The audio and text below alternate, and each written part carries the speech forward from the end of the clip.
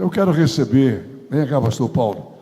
Paulo Guilherme é hoje pastor em São Luís do Maranhão, presidente do Conselho Estadual daquele estado, e vamos ouvir a palavra de Deus. Recebam-o com alegria. 40 minutos. Tá bom. Louvado seja Deus. Bom dia, meus irmãos. Paz seja convosco, amém? É um prazer poder estar aqui, né? Eu acho que é o sonho de todos os pastores que se converteram e conheceram Jesus aqui da Igreja da Pedreira, de pregar na Pedreira. Isso é um sonho antigo, né? E para mim já passou exatamente 48 anos para poder realizar esse sonho. Portanto, não desista, né? É bom você não desistir. E outra coisa também que eu quero dizer a vocês é que a gente sonha, quer pregar, e no dia que chega o dia de pregar, a gente não quer mais, né, também, porque eu começo a ficar nervoso, né? Mas é uma satisfação muito grande quando o pastor Josué me fez esse convite. Eu estou sem dormir desde esse dia que ele falou para mim, e para mim é uma satisfação poder estar aqui para conversar um pouquinho sobre Jesus com todos vocês, né? E a gente tem lembranças, não tanto aqui, mas da igreja de lá, né? Lá eu me converti, lá eu me casei, lá eu consagrei minha filha. Fica na história da gente, né? A gente fala assim que a gente ama o pastor Josué de graça, né? A gente tem assim essa proximidade emocional, né? É uma coisa que é muito forte, muito arraigada na alma da gente, o fato de nós realmente termos tido o privilégio de poder conhecer Jesus através dele, através dos pastores que por aqui passaram 50 anos atrás, né? E eu me converti em 1974, quando a Igreja Quadrangular chegou aqui, no bairro da Pedreira, e tinha aquele programa de 10 minutos, que chamava a atenção do estado inteiro, e todo mundo falava mal lá na minha rua, todo mundo criticava, e eu era um dos críticos sem conhecer, e quem me trouxe para o culto, e eu vim só com o intuito de fazer crítica, de ver como era que funcionava o culto, e depois fazer um culto lá na minha rua para poder zoar com a pessoa que tinha se convertido, que era muito chegado a mim, e que agora eu não tinha mais a companhia dele para fazer as coisas que eu fazia, que foi o Eduardo, que foi pastor também, o pastor Eduardo, ele que me trouxe. E numa entrada aqui nesse pavilhão, quando eu saí, já saí convertido, né? E a gente largava tudo para ser pregador. Eu me lembro que nessa época eu era da Marinha, eu pedi baixa da Marinha porque eu queria ser obreiro, vocês estão entendendo? Para ir para o interior. E aqui comecei minha vida, meu ministério, e isso para mim já tem 48 anos. Então para mim é uma satisfação muito grande. Eu louvo a Deus pela vida do pastor Josué, pela vida dos pastores que trabalharam com ele nessa época. Foi algo para mim que está marcado na minha vida e que mudou a minha vida totalmente. Amém? E eu quero conversar um pouquinho com você sobre a palavra de Deus. Quero falar hoje sobre cuidar de pessoas. Vocês sabem que hoje a força da igreja está exatamente no fato de poder cuidar de pessoas. Houve uma época em que a gente não sabia muito bem cuidar, e a gente pregava o evangelho e deixava cada um se virar do jeito que podia. E o resultado disso é que hoje nós estamos vivendo algo que eu acho assim que deve acontecer aqui com vocês também. É mais gente se reconciliando do que gente se convertendo, né? Em 10 pessoas que você chama na frente, 8 querem se reconciliar, 2 estão aceitando. Por que isso? Porque nós estamos cuidando daqueles que nós não cuidamos bem. Hoje a igreja tem uma nova visão, a igreja tem priorizado os relacionamentos interpessoais, e eu acho que a gente aprende muito isso com Jesus, aprender a conviver, aprender a se relacionar. Tem uma coisa que o pastor Josué falou há muitos anos, que eu nunca esqueço. Ele disse para mim, não falou diretamente para mim, mas falou para um obreiro que estava do meu lado, que por um acaso eu tinha chegado em São Luís e esse obreiro tinha ido para lá. Ele chegou lá e perguntou, como é que está o fulano? Eu disse, ele está lá na cidade e tal. Ele disse, aí, está lá? Está. Como é que está a igreja? Eu digo, está cheia de gente. Eu falei lá. está dando muita gente. Ele falou, mas daqui a pouco não tem ninguém lá. O pastor José falou assim, eu disse, mas, não, ele briga muito com o povo. Ele falou assim, ele é muito briguento, ele briga demais. Aí o pastor José disse, ele é burro, porque ele briga com o povo. Por um acaso ele estava lá, ele ia ter uma convenção, ele está aí, pastor José, vamos chamar ele lá? Chama ele aqui. Aí chamou ele sentou perto do pastor, e o pastor disse, pois é, tu era para ser um bom pastor, um bom obreiro, tu era para ter uma igreja grande, mas tu é burro, porque tu briga muito com o povo. Falou para ele assim. Ele, que é isso, pastor José? Não, você briga, você é burro, o povo paga para servir a Deus e você recebe e ainda fica brigando com o povo. Ele falou isso, nunca mais saiu da minha cabeça, né?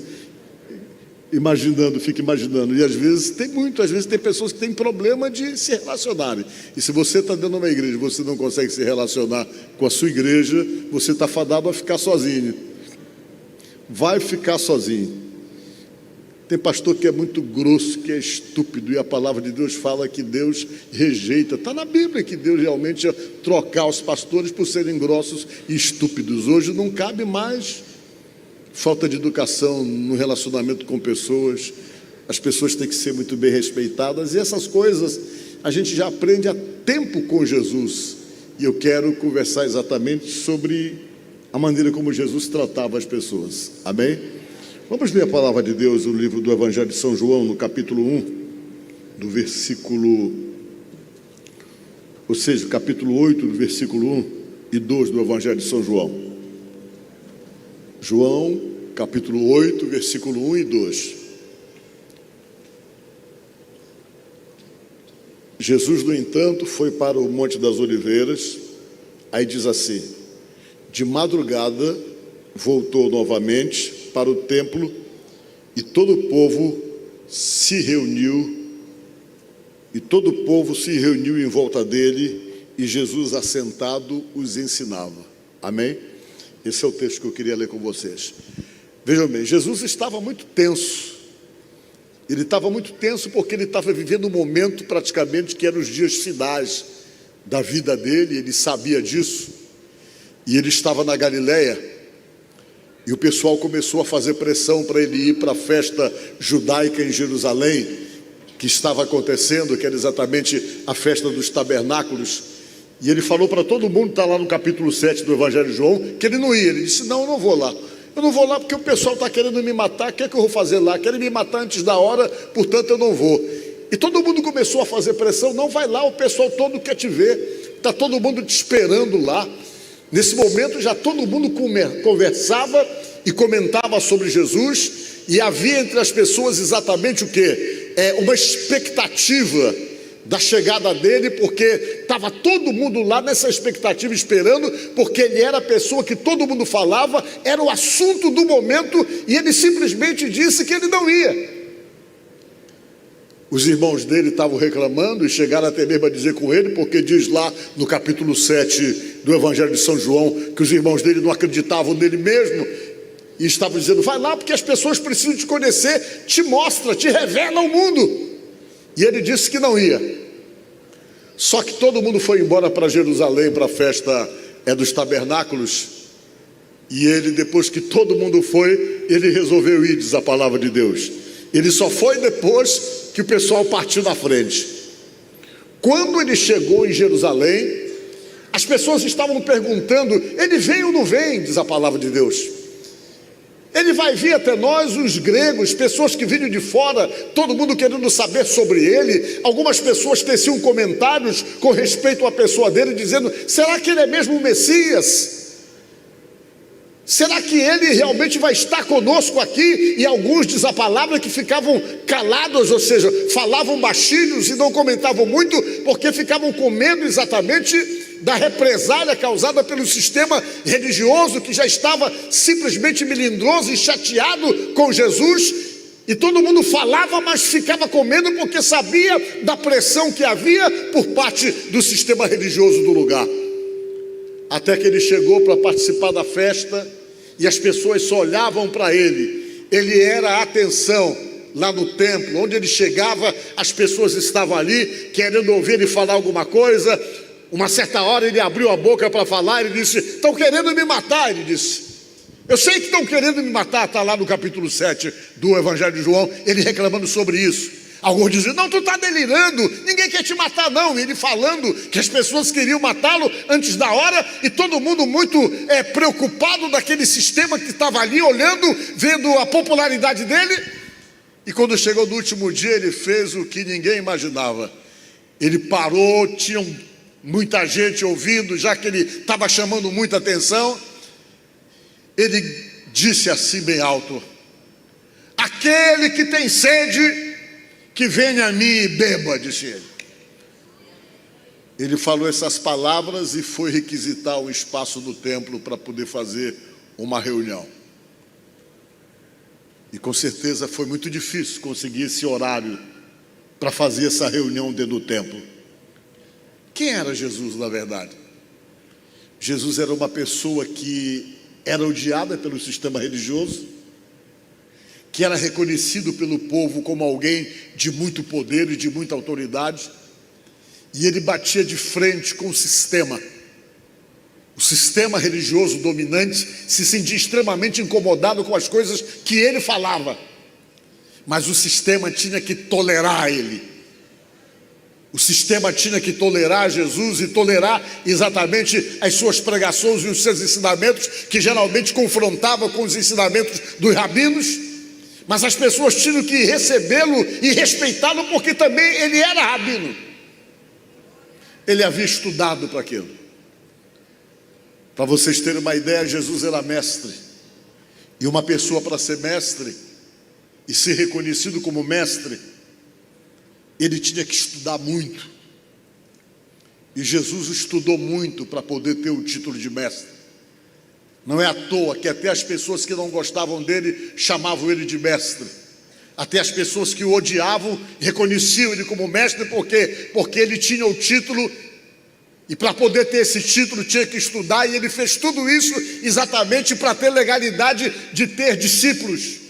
Uma pessoa não podia ter alunos se não tivesse estudado, não seria reconhecido, não seria legal querer ter seguidores e alunos sem ter se preparado para isso. E para vocês terem uma ideia, existia já naquela época uma grade curricular entre os judeus que tinha que ser observada.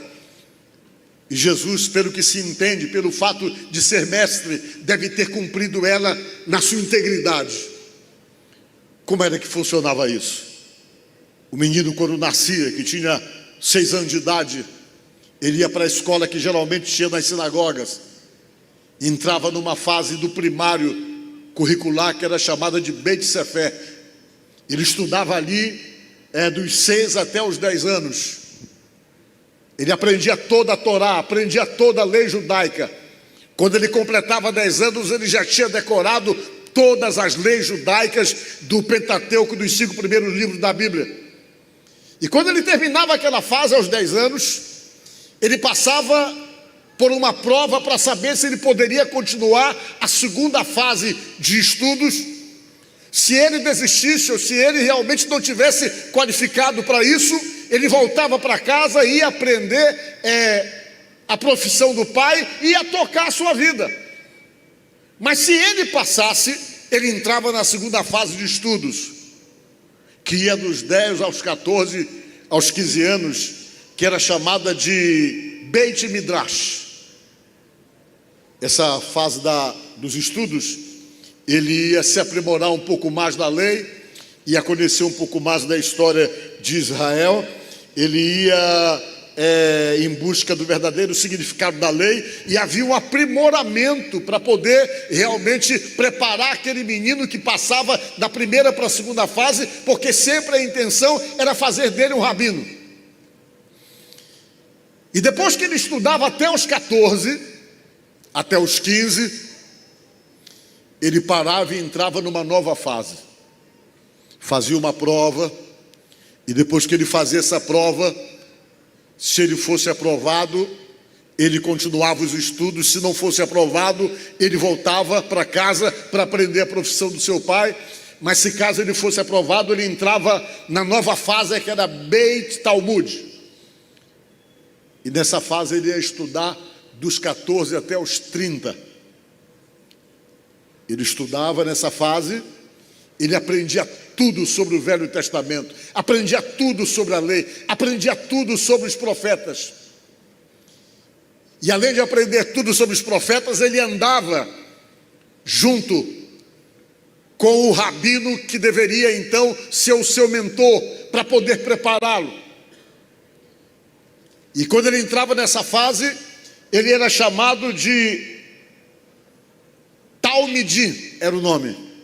Ele se tornava Talmidim. Ele andava com o rabino, ele ouvia o rabino. Se falava entre os judeus que ele andava na poeira do rabino. Para onde o rabino ia, sempre ele estava junto, e simplesmente o rabino procurava passar tudo que ele tinha de conhecimento para esse menino, para poder prepará-lo, para poder exercer uma posição de mestre, ou de ensinamento, ou de liderança. E tudo indica que Jesus passou essas fases todas. Por isso que ele se manifestou aos 30. Essa fase que as pessoas falam que ninguém sabe o que ele estava fazendo, dos 12 aos 30, tudo indica que ele estava estudando e se preparando para ser mestre, para poder ter a legalidade de ter alunos, de ter discípulos e poder preparar pessoas. Ele era uma pessoa totalmente preparada, e ele com certeza foi Talmidim, de algum tipo de mentor que o ajudou nessa tarefa de se preparar para poder realmente ser o mestre. Talmidim é o nome que dá realmente no hebraico. Hoje nós estamos precisando ter Talmidim na vida da gente. Você precisa fazer do seu filho um Talmidim. Você precisa fazer da sua filha uma Talmidinha. Você precisa fazer da sua família alguém que possa estar perto de você, que você possa mentorear ou possa preparar, porque com certeza esse tipo de influência prepara pessoas para darem continuidade àquilo que você começou. A igreja está muito dentro dessa visão ultimamente, de fazer com que sejam preparadas as pessoas, seus filhos e pessoas próximas, para poder dar continuidade, para que você possa realmente pelo menos fazer com que a sua descendência possa administrar a estrutura que você batalhou para poder construir e para poder fazer, e isso é justo. E Jesus tornou-se com certeza mestre, sendo preparado por alguém que simplesmente o mentoreou para poder fazer o trabalho que tinha que fazer. E quando ele saiu dali, ele começou a pregar e pegou os seus Talmidim, que foram os seus 12 discípulos, para poder andar com ele, para poder realmente caminhar com ele. E nesse dia ele estava lá, na festa dos tabernáculos. É aquela festa em que os judeus moram durante 7 dias numa casinha de palha. Todos eles saem das suas casas confortáveis e vão habitar durante esse período de festa numa casinha de palha.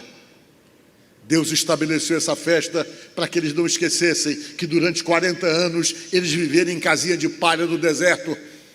Uma forma que Deus criou para dizer: não se esqueçam da história de vocês, não se esqueçam do passado de vocês, não se esqueçam quem vocês eram e quem vocês são agora. Então não se esqueçam, por isso todo ano vão morar debaixo de uma casinha de palha, para que vocês não se esqueçam que se vocês estão onde estão, foi o teu Deus que te deu, foi o teu Deus que te colocou, e procure realmente ser agradecido a isso.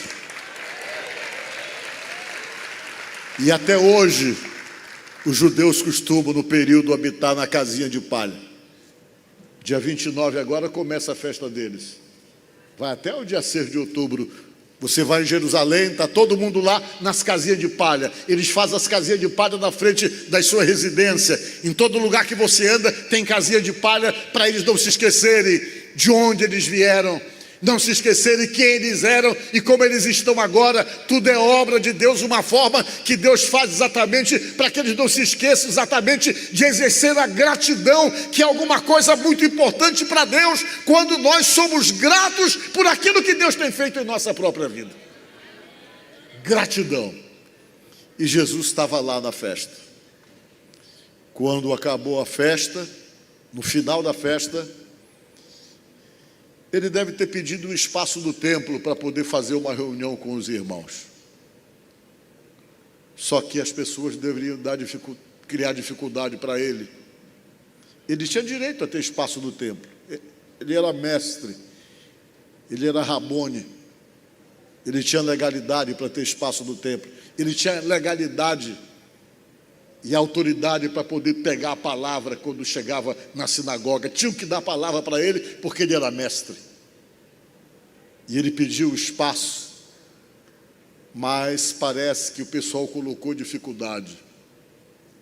Disseram para ele: olha, o único espaço que tem para você pregar aqui e fazer os seus ensinamentos é só de madrugada. Nós não temos outro espaço. O espaço disponível é de madrugada. Jesus disse: tem problema não, eu vou fazer o culto de madrugada. E diz aqui a palavra de Deus, do versículo 2 do capítulo 8, que ele fazia o culto de madrugada. Ele arranjou o espaço, deram o espaçozinho de madrugada. Talvez as pessoas que costumavam se opor a ele imaginaram: não vai dar ninguém. Quem é que vai de madrugada para um culto? Para uma reunião de ensinamento? E a palavra diz que era uma reunião de ensinamento, pois ele começou a fazer reunião de madrugada. Ele já estava famoso mesmo, todo mundo estava esperando ele lá. Você sabe o que aconteceu? O espaço lotou.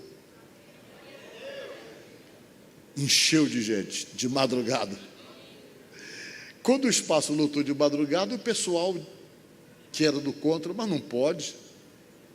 A gente está botando a maior dificuldade, ele faz o culto de madrugada e todo mundo vai lá participar do ensinamento dele de madrugada.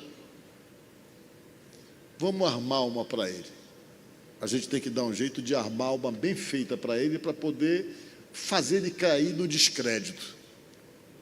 Aí o que eles fizeram?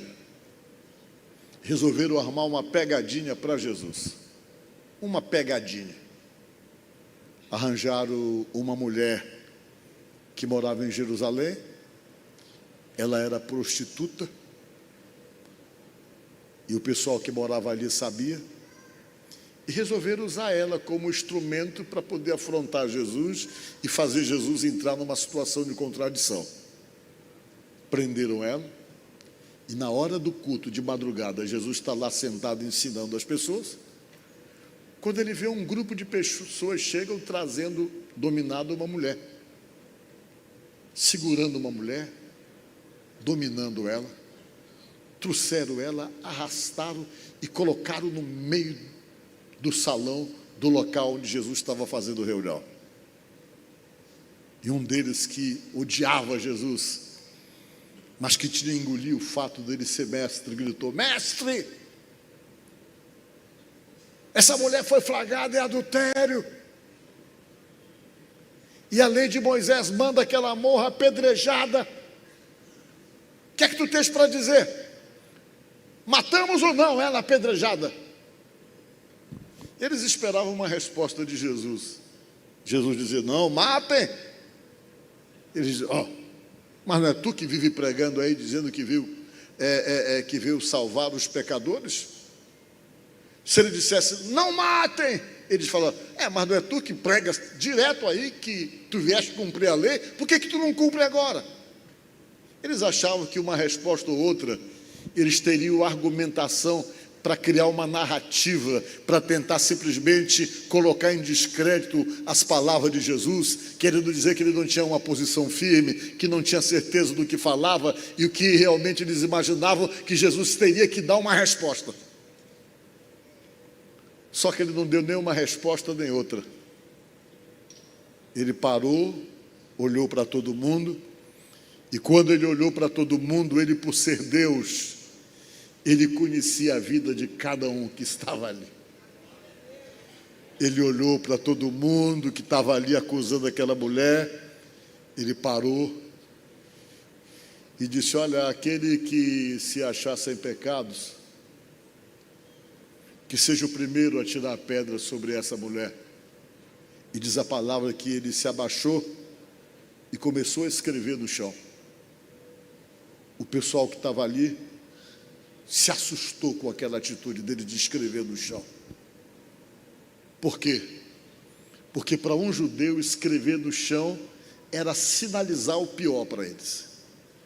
Quando o judeu escrevia no chão, Eles sabiam muito bem que eles iam ser envergonhados, porque o ato de escrever no chão significava de que aquela pessoa que ia ter os seus nomes escritos ali, além de envergonhada, com certeza teria os seus podres expostos.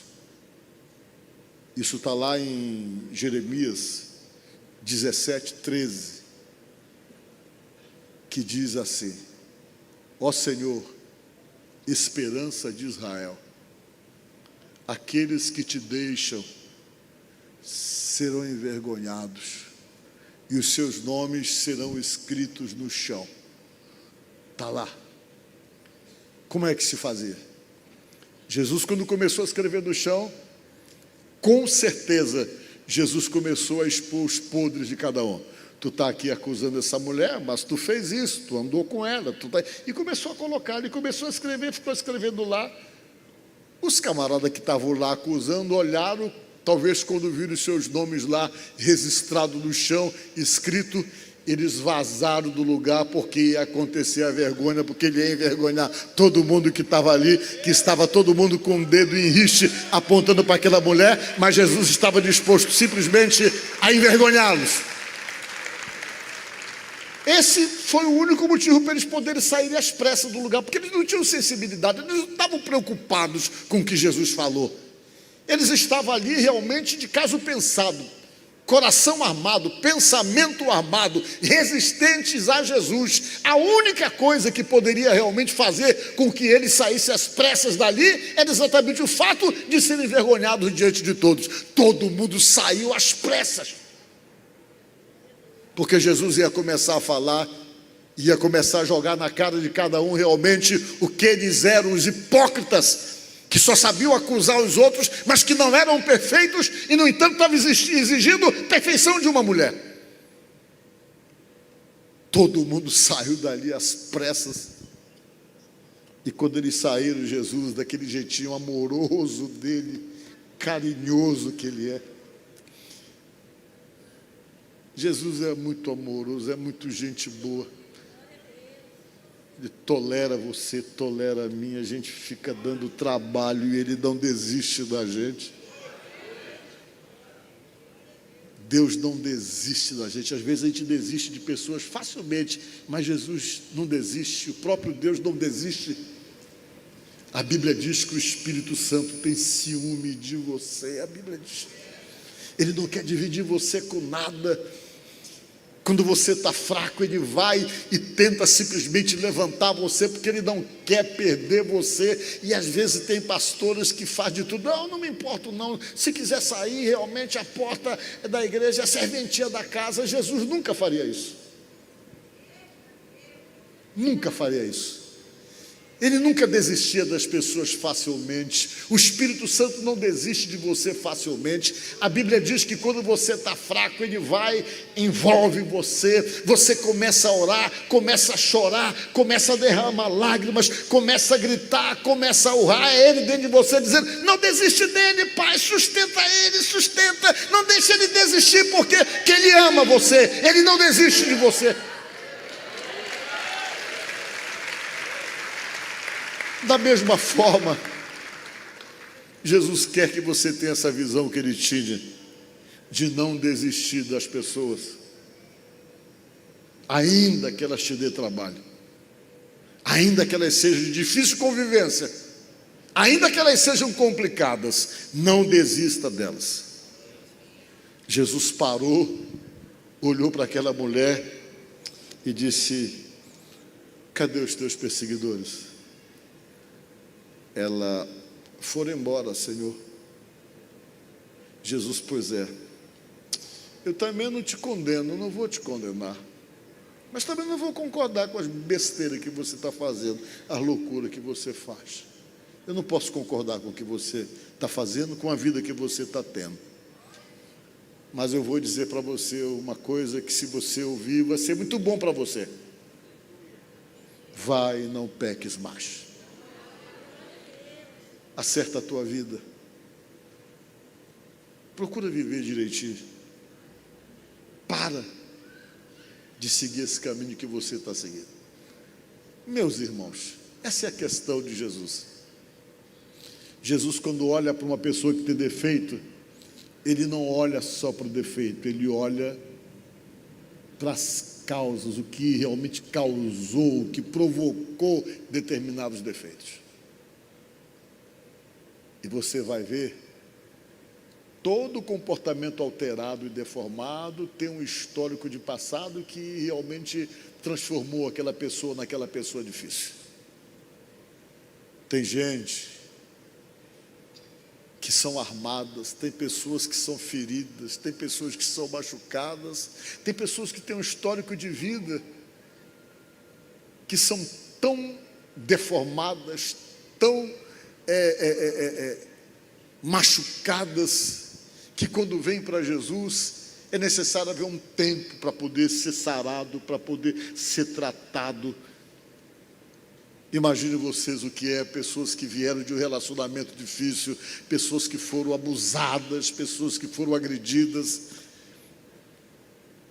pessoas que viveram situações e presenciaram isso em casa, pessoas que têm o seu comportamento alterado exatamente por presenciarem as situações mais absurdas dentro da sua própria casa e chegam na igreja para serem tratadas. Porque Jesus, o Espírito Santo, está na vida do pastor ou na vida da pastora exatamente para tratar dessas pessoas.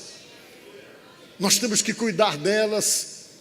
Elas vêm assim, nós, como se fosse assim, a última porta, a última saída. Tem gente às vezes que chega da igreja querendo se matar, querendo acabar com a sua própria vida, e quando encontra um homem de Deus que está ali pronto para poder ser usado e para poder ser de fato medicina na vida de alguém, uma palavra que Deus coloca na boca desse pastor, desse homem de Deus, pode mudar toda a história de uma pessoa.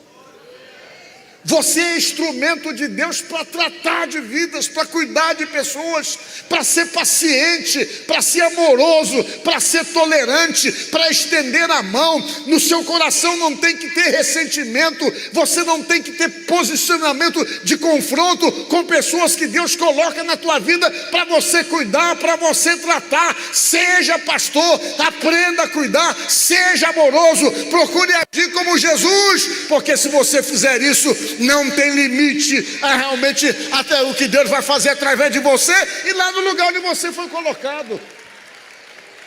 Não tem limites. E Jesus era essa pessoa. Essa mulher com certeza deveria ser uma mulher que tinha um histórico de vida muito sofrido, porque uma pessoa para poder escolher, na época, uma mulher para escolher ser prostituta, era porque ela queria se autodestruir, gente.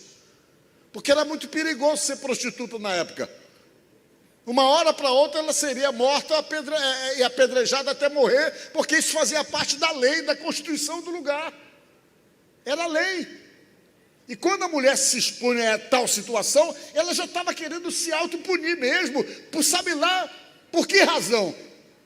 Sabe lá os abusos que ela possa ter sofrido. Jesus sabia disso. Talvez ela tinha resistência a muita coisa, principalmente com respeito a homem, a abuso de homem. Mas ela encontrou um homem diferente, um homem que a amou sem nenhum interesse, que simplesmente só quis amá-la. Diga glória a Deus.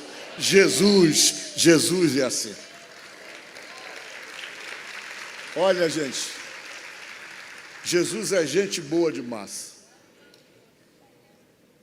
Ele tem atitudes que às vezes a gente não tem, mas que precisamos aprender com ele. Vejam só, às vezes eu fico pensando, ele tinha o Judas Iscariotes. O camarada roubava. Eu nem sei o que eu faria se eu tivesse um tesoureiro que me roubava. Eu acho que eu ia em cima dele, chamava a polícia. Jesus nunca chamou a polícia, nunca expôs o camarada. Uma hora ele muda, uma hora ele muda, uma hora ele muda. Só que ele não mudou. E por causa do dinheiro ele foi vender Jesus por 30 moedas de prata. E o pior que Jesus fez uma festinha, fez lá um negócio de uma comidinha para poder reunir com os talmidim dele, que eram os 12. E estava todo mundo lá comendo, ele chegou atrasado. Já estava todo mundo lá, ele chegou atrasadão. E Jesus sabia o que ele tinha feito. Ele chegou, olha, lá veio. Já foi lá me vender. Jesus chegou, senta aí. Vamos comer do pão, ainda deu a ceia para ele. Você não vai tomar ceia não, meu irmão. Tu foi me vender ali, tu vai tomar ceia comigo. Senta aí, come do pão do vinho. Meu irmão, qualquer um de nós, ele nem chegava na porta, ele já mandava triturar ele na entrada. Não, isso é um safado, isso é um bandido. Vai lá, Pedro, tira a cabeça, não tira a orelha, acaba com ele. Me vendeu ali, é um traidor. Jesus não falou nadinha. Ei, rapaz, senta aí. Jesus ainda estava na insistência de querer recuperar ele. Ele já tinha desistido de Jesus, mas Jesus ainda não tinha desistido dele. Senta aí, rapaz. Vamos comer junto. Jesus, como é que eu falo para ele, para dizer para ele que eu sei que ele já me traiu? Porque se eu falar aqui, o Pedro vai ficar revoltadão, mas eu vou fazer o seguinte, eu vou telegrafar para ele. Aí eles estão comendo junto. Quando ele meteu a mão no prato, Jesus meteu a mão no prato, que Jesus colocou, Jesus, pois é, aquele que mete a mão no prato, comigo é o traidor. Ele puxou a mão, a Bíblia diz que ele se aproximou de Jesus e disse, porventura sou eu, mestre? Ah, meu irmão, eu já virava assim, já batia, é tu mesmo, safado. Jesus, o que tem que fazer, vai fazer logo, rapaz. E ele foi, não se deu a oportunidade, ou não aceitou a oportunidade, porque se ele fosse, e Jesus, eu fiz besteira assim, me desculpa, Jesus resolveria o problema. Jesus era tão gente boa, que ele não fazia pressão para as pessoas se converterem, não.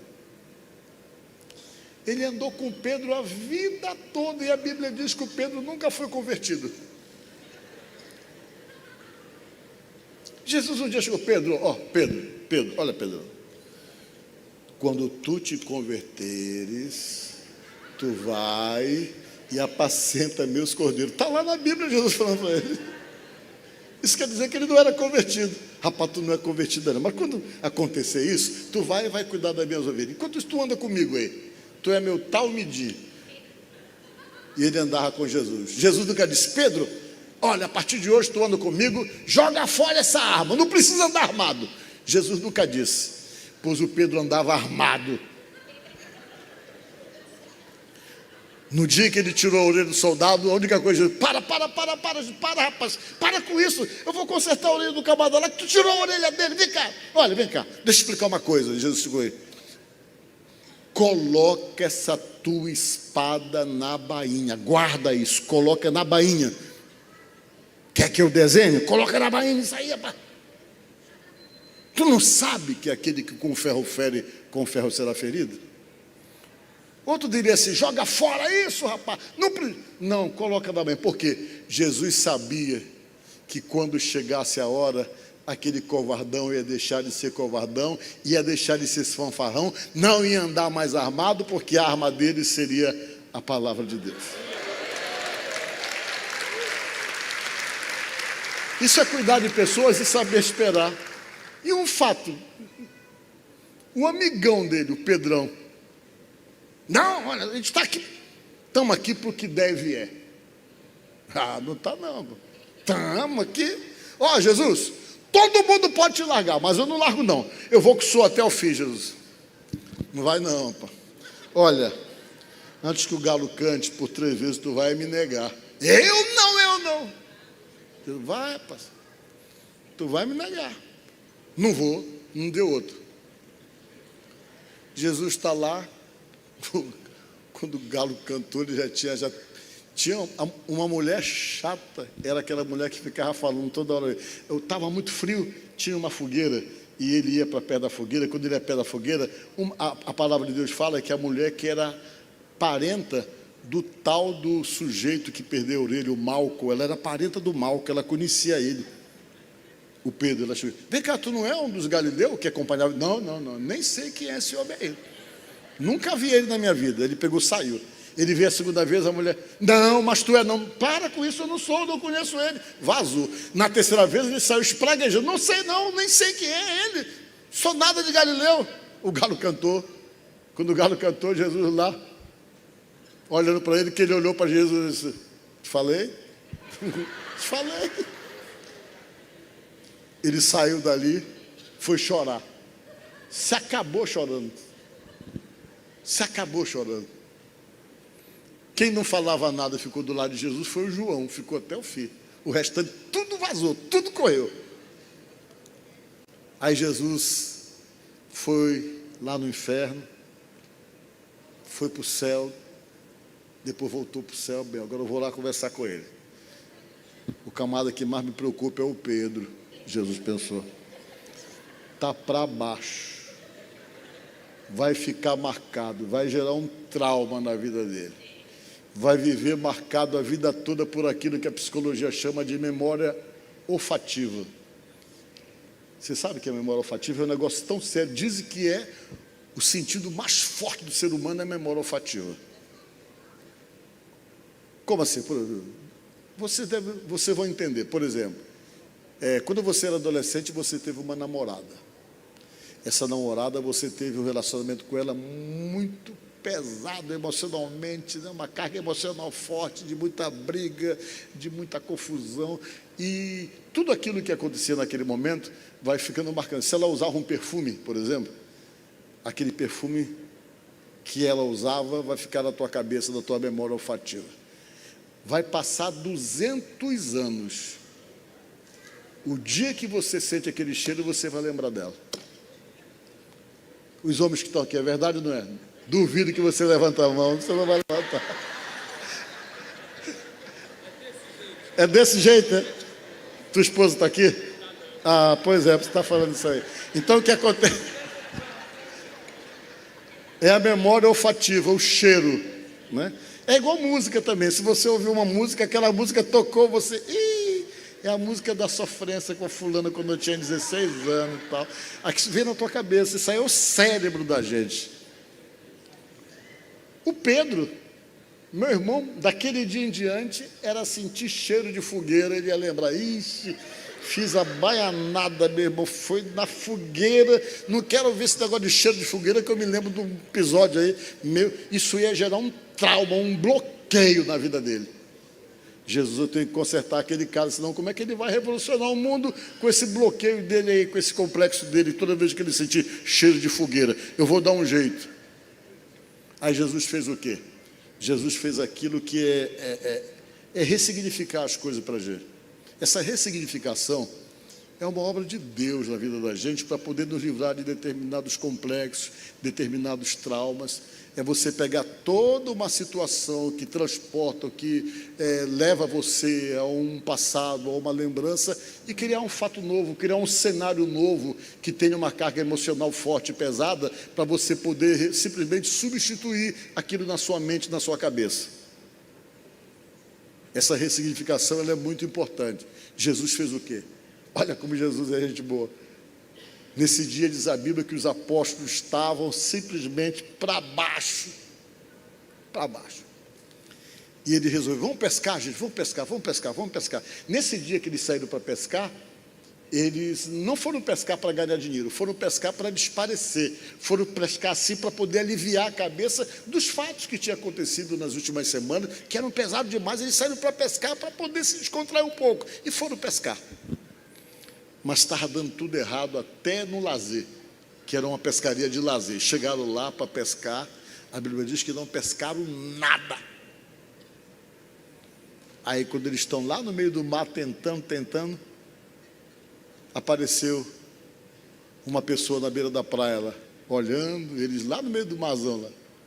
Aí ele gritou, essa pessoa era o próprio Jesus.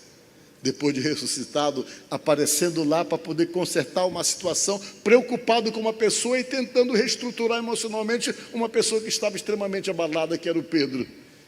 Ele gritou, joga a rede do lado direito.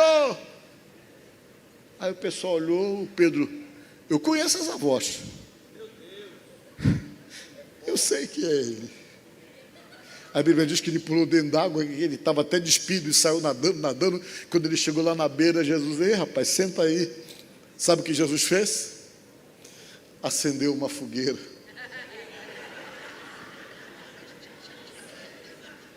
Senta aí. Ele sentou, Jesus acendeu a fogueira. Os outros vieram. Pega um peixe aí, vamos assar um peixezinho aqui legal.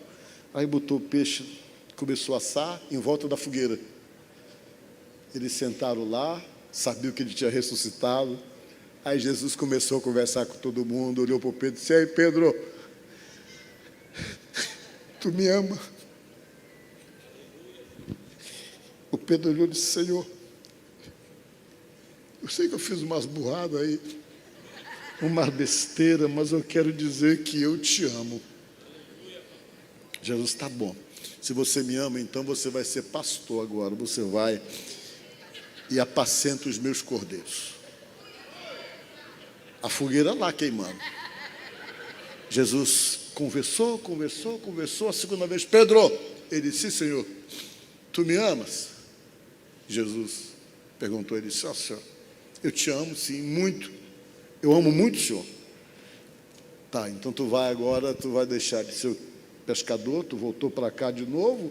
Eu já tinha te tirado daqui, eu falei para ti que tu não era mais pescador de peixe, tu ia ser pescador de homem, está voltando tudo de novo, mas tu vai e apacenta meus cordeiros, tá? Tá, Senhor, tá. Jesus conversou, a terceira vez, Jesus: Pedro, terceira vez. Isso é ressignificar uma situação. Houve 3 negações, e Jesus estava pegando todo o cenário, todo o ambiente para ressignificar na cabeça dele algo muito mais importante. Jesus, a terceira vez: Pedro, ele disse: tu me amas? Ele, a terceira vez, já chorando, já desabou: Senhor, tu sabes de todas as coisas, e tu sabes o quanto eu te amo. Jesus: então vai e apacenta meus cordeiros. Depois que Jesus falou a terceira vez, Jesus desapareceu. Eles olharam, cadê ele? Foi embora. Ele foi ali só para tirar o trauma, o complexo do coração do Pedro, para que ele não continuasse se sentindo o pior dos piores. Agora, quando viesse, ou quando Pedro visse uma fogueira, ele não ia mais se lembrar que ele traiu 3 vezes. Aquela situação tinha criado um novo significado. Ele ia lembrar: olha uma fogueira ali. Foi um dia na beira da fogueira que eu encontrei com ele. Ele estava ressuscitado. Ele perguntou 3 vezes se eu o amava. Eu falei: eu te amo, eu te amo, eu te amo. Eu nunca vou esquecer desse dia. Isso é cuidar de pessoas. Isso é se preocupar com pessoas.